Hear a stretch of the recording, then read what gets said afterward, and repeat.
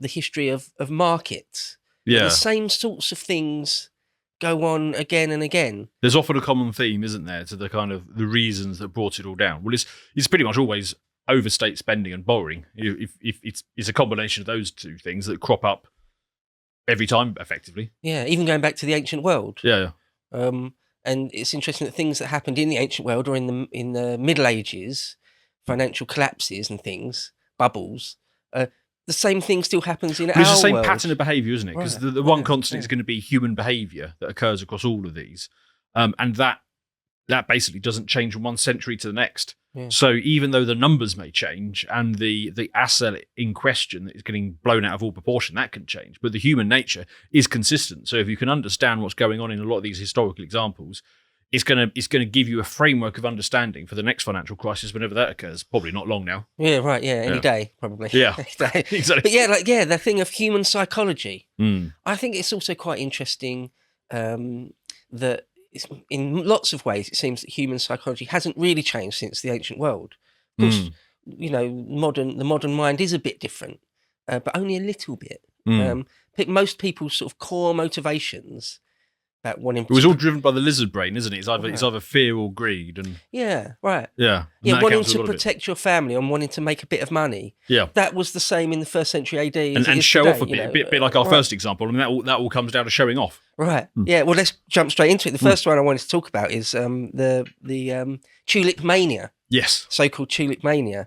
So again, maybe arguably one of the most famous financial collapses there's ever been. And there was kind of a legitimate reason for getting into the tulip thing in the first place, because I mean, you got to remember, this is a very Calvinist society at the time. They're very austere. They only wear black. There's not really any method for them to show off. I mean, if you're a rich dude today, I mean, you go through the process, don't you? Buy a Maserati and then eventually a football club, depending on how rich you are, and you sort of go up that sort of scale. But in Calvinist Holland, they didn't have any way to show off apart from a big house and an art collection. And there's only so much of that you can do. Eventually you run out of wall space. So they decided to express themselves. The only thing that they could use to add a bit of flair was tulips. And now tulips, you've got to remember, they're not native to Holland. They actually come from some mountain region in Asia or something like that. And there's basically one guy who went out there and he started finding them and sending them back home. And the basic tier, like the red ones and the yellow ones, they took to Holland climate really well, and they grew everywhere, and they became really popular. But you also had these ones with these sort of tiger stripe patterns on them that were very rare. And actually turns out the reason is because they had a virus in them. So they were very rare with this sort of pattern effect. But the other product of the virus is that they didn't produce many buds. Sometimes they only just replaced themselves. They didn't produce any extra ones. So you had these genuinely rare bulbs. So if you're a wealthy person in Holland, there's no way to express yourself in any other means to display a bit of colour. Bulbs are becoming popular. Then, of course, the thing for the rich man to do is to collect the ultra rare versions and start putting them there. So you can see there was a legitimate thing as to why the Tulip Mania got going in the first place. Yeah, I could definitely see it. For sure. I mean, it started off anyway fairly reasonable. I think, like most markets, probably start off fairly reasonable, but just got to extreme proportions. Well, take the .com bubble. I mean, that was a sort of similar thing. There genuinely was, back in 2000, legitimate excitement about where internet stocks could go, and as we know, I mean, even if you invested in Amazon or Google at the height of the .com bubble, even though they sort of crashed afterwards, they came back that and far, far more afterwards. So there was a legitimate thing going on underneath it, but it's just that it got into a bit of a hype cycle, and that's kind of what happened here with these tulips as well. The hype train for sure. Yeah. Just put it in some historical perspective. It is very early. We're talking the first half of the 17th century, so it all sort of seemed to collapse in 1637 very quickly as bubbles burst very quickly over a matter of days. So yeah, it was 1637, but earlier, a few years earlier, it took a few years to build up to that. So yeah, Holland in those days, it was actually split into two. The more southern part controlled the Spanish Netherlands, and then the Dutch Republic higher up. And yeah, because the first half of the 17th century, you didn't really have what we would call a middle class exactly. The idea of the modern concept of the middle class doesn't go back that far, and yet it had started to emerge in. So what did you have? Just an the army Dutch of plebs Republic. and a few very wealthy. Yeah, basically, yeah, Right. yeah.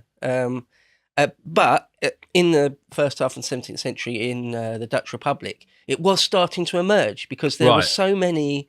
It's sort of a merchant class, really. So what about the artisans? The candle makers and the innkeepers and the dressmakers. I mean, what would have they have been? Would they have been in this sort of emergent middle class? Exactly, yeah, exactly that. They were the emergent middle class, right? Right, the artisans, yeah. Yeah, and as well as a type of merchant class where people that aren't fabulously wealthy, aren't sort of landed gentry, not landowners or anything. True capitalists that own many mills or anything like that. So they're not that.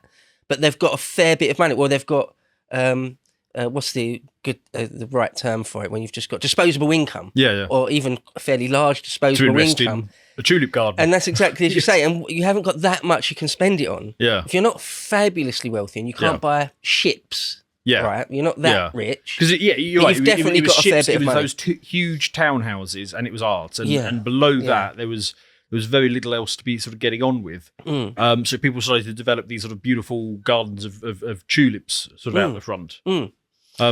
And it's funny, it could have been anything really. They couldn't. Yeah. They could have sort of latched onto a number of things. It just happened to be tulips. I mean, given the society at the time, it was quite difficult for it to be something else because of the strict Calvinist religion. The reason why tulips worked is because they came from God, and therefore they couldn't be declared heretical on the basis that they were. Because if you tried to wear ostentation clothing, that would have been declared heretical, and that would have been out straight away. But tulips, because they come from God, you can't question them on that basis. And also because, like you were saying, disposable income. The other part of disposable income is disposable time. So when you're poor, you spend all of your time working, and when you start to become a little bit more wealthy, you start to take more leisure hours.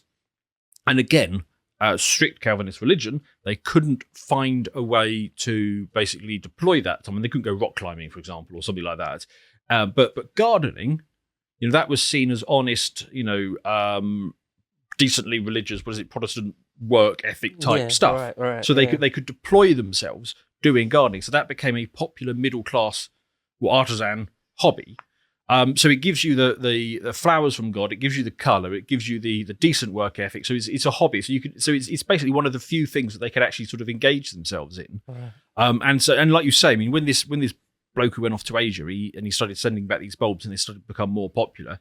Everybody started doing this. Everybody who could started having a flower garden, and then the bubble started to really pick up once this was established as a thing that everybody was getting into.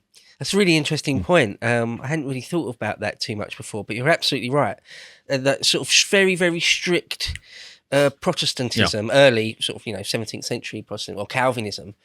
A big element to that is one of the worst things you can do. One of the things God despises is to be lazy or indolent, to just waste your time, to do nothing. Yeah. That's a terrible sin. To do that. I hadn't really thought about it in those terms, but you're quite right. That is definitely a big part of it. But you don't want to spend all your hours working, so gardening fits the bill. It solves the problem. Yeah. And then what's interesting about the way that this really started to go bonkers is, if you think about how you would normally trade tulips, it started off originally, a guy would be sort of sat there with his tulip, and you could see it when it was bloomed, because these things only bloom for a short period every year. Yeah. And say, look, this is what it looks like. Would you like the bulbs that's coming off it? And they were like, okay, yeah, we have that, fine. But then, effectively, what they did is they created option trading, because they started saying, okay, well, we're going to, why wait until the bulb is actually available? Why not say, okay, what we're going to do is we're going to buy the option to buy the bulb from next year's harvest before it's even there, because that way you can extend the trade window. A futures option. Futures effectively. Yeah. So you can say because rather than waiting until the spring or the summer until you can see it, why don't you trade it the previous autumn? Yeah. And say, I want you tell me that you've got a red and white striped tulip, so I'm going to put money down now to acquire the option to buy that in spring when the bulb is actually available. Yeah. And then That's interesting, isn't it? Yeah. How quickly a future Yeah. emerged, like Yeah. almost straight away. They're like, Yeah. we'll start doing futures. Like, well, okay, fair enough. Because you think of that as an entirely modern innovation, but it's Yeah, not. It's no. just because, I mean, a lot of these sort of derivative stuff, they get a bad rap because they get tied up in, whenever there's a sort of financial crisis and so on. But well, as there was in this case, but for farmers, it's entirely legitimate to be able to want to sell crop at establish a price today. When you start planting it, so you know what your costs and your outgoings are and what your income's going to be. You want to take away that uncertainty element. So it's risk management, isn't it? It's Risk a tool management. for risk management. Yeah. And if you're a bakery, you might want to buy those futures for grain, so that you've got that income supply, so that even if something happens, if a new miller opens up down the road and he's trying to buy all of your supply, that you've got it locked in. So there's several good reasons for this. But that was the element in the tulip thing that allowed it to start getting a little bit crazy. Yeah. Because then people started borrowing money to buy these options. So you might be putting down 10% of the cost of the bulb to have the option, and then you're borrowing that as well. Because if you're going to put down 10% of the cost of the bulb, why not just borrow? Take your 10 guilders or whatever it is. Borrow 50. Guilders, and then you can go out and buy like 6 loads of future contracts. And the other thing with these future contracts is that you only paid the difference when you got to the point. So and you don't have to wait until the year to sell it. So let's say, for example, you buy these future contracts for 10 guilders each, and then 2 months later, we're still 2 months before harvest time. People are now saying, okay, actually, I want to pay I don't know, whatever it is, 100 guilders for these red and white striped tulips. So you can sell the contract. So you've only put down 10. You bought the contract for 50, but you're now selling it for 100. So you made 50 guilders on your 10. And then you've got the other 40 guilders that's going to be going to the farmer eventually, and so these things can trade, and you can see that before we even get to harvest season, these things might have been traded like 20 or 30 times. And this is fundamentally not that different to any of the modern crises, where things get traded and bid up when you get into these bubbles. They just did it first. Yeah, I mean, everything you said there, it all depends on, at the end of the day, you get your lovely, brilliant tulip. Now, if you don't, on whatever the future isn't actually worth all that much at the end, when the contract ends, then suddenly that whole pyramid, it's not the right word, but that whole thing sort of falls apart a bit. People stop making a profit if that's not what happens. Well, that kind of is what happened here, right. because they there was all of this interest, all of this trading around these options for the tulips that are going to be delivered in the future, and the pieces of paper, the contracts to buy these tulips were being traded at a frenetic rate and getting bid up and bid up and bid up, and this basically went on for was it 2 years, something like that?